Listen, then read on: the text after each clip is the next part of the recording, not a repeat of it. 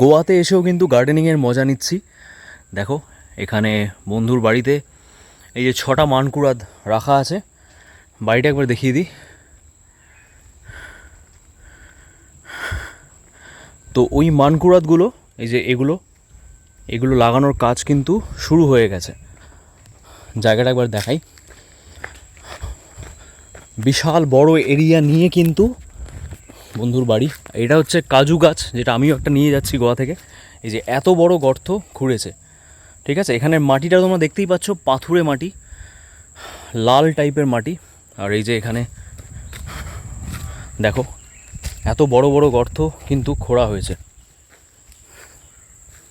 এখানে সব কোকোপিট মেশানো হবে, তারপরে কিন্তু গাছগুলো বসানো হবে। দাদা হাই কর দো একবার সবকো, থ্যাংক ইউ।